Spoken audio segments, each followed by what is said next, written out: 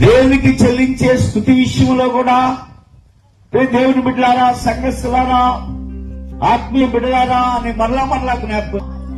ఆయన పరిశుద్ధ నామమును సన్నతించును, నా ప్రాణము యెహోవాను సన్నతించును.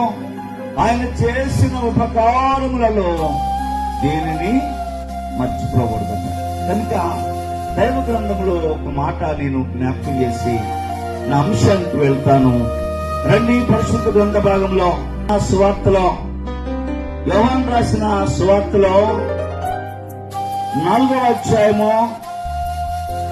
అధ్యాయంలో దేవుని వాక్యం సెలవిచ్చింది. 24వ వచనంలో, దేవుడు ఆత్మ గనుక ఆయనను ఆరాధించువారు ఆత్మతోనూ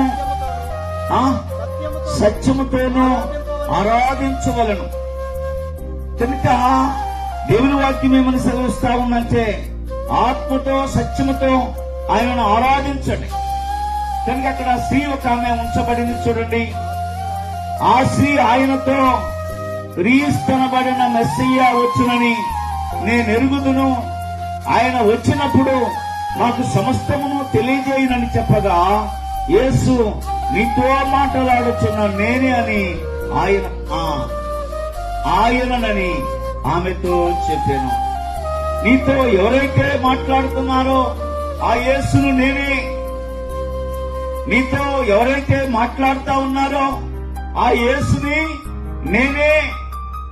బిడ్డలారా, ఈయన విశ్వాసం ఎంత గొప్పదో నేను గమనిస్తే, యేసయ్య నేనే అన్నాడు కనుక అన్నటువంటి మాటని ఆమెలో సాక్ష్యం ఇచ్చిన స్త్రీ యొక్క మాటను బట్టి యేసు ప్రభు ఏమన్నారు?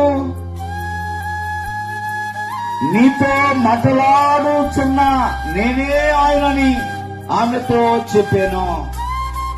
కనుక ఆమె ఆ మాట విన్నది, ఆ మాట మీద విశ్వాసం ఉంచింది.